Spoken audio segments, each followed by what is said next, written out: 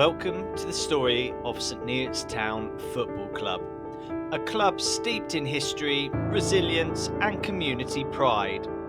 This is part one of our journey from humble beginnings in the 19th century to the turbulent trials of the late 1980s. It all began in 1879. Back then, the club was simply known as St Neots. No town, no FC. Just a team with big ambitions. Their first major honour came in the inaugural season of the Hunt Senior Cup, way back in 1888 to 1889. From that moment on, they began building their legacy, lifting the Hunt Senior Cup a further 4 times before the turn of the century.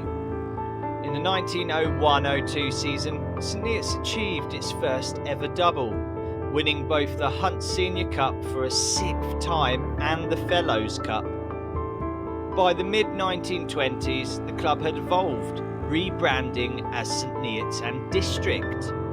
That era brought more silverware too, including yet another Hunt Senior Cup. County competitions were the focus then, with the Scott Gatty Cup won 3 years running from 1927 to 1929. Unfortunately, much of the club's history over the next 2 decades remains undocumented. Still, we know they continued to find success in the Hunt Senior Cup, lifting it more than 4 times. Fast forward to the 1949-50 season, St Neots were now founding members of the Metropolitan League and enjoyed a standout season, claiming a league and cup double. But in a surprising move, the club resigned and joined the Central Alliance League. By the 1950s, a new identity was born, St Neots Town FC, the name we proudly wear today. And with that, they returned once more to the Metropolitan League. In the 60s, the club found a key figure in former West Ham fullback John Gregory. He became St Neots' first ever full-time manager, and football certainly ran in the family. His son would go on to manage Aston Villa. In the 1961-62 season, St Neots came close to cup glory. Runners-up in the Metropolitan League Professional Cup. But redemption came in 1965 as they finally lifted the trophy, beating Gillingham in the final. Just a year later, in the 66-67 season, the club joined the United Counties League for a 3-year stint.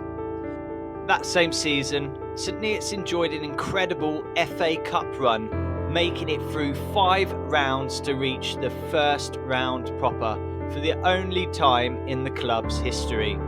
They were drawn away to Walsall, then second in Division 3 with an unbeaten home record. Despite a valiant effort, St Neots lost 2-0, both goals coming in the dying minutes. But that day, the crowd set a record for Walsall's FA Cup attendances. Back in league action, St Neots soon clinched the UCL League and Cup double, the first time the senior side won the title. It's worth noting that the reserve side had already claimed the league crown back in 1956-57. The League Cup was retained the following year, but another senior league honour wouldn't come until the 1982-83 season, where the team finished runners-up in the Division 1 of the UCL. In 1969-1970, the club joined the Eastern Counties League, now known as the Regions League, hoping for a stronger competition.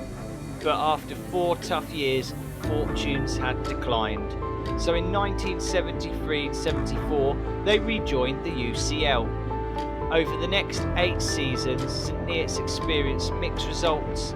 Their best finish was 4th and their worst 19th. Then came a major setback.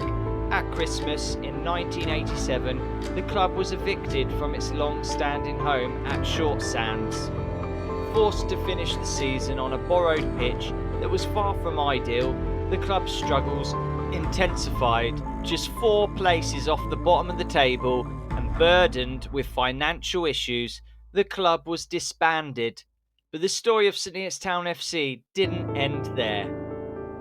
This was just the beginning of a long journey of comebacks, rebuilding, and unforgettable moments still to come.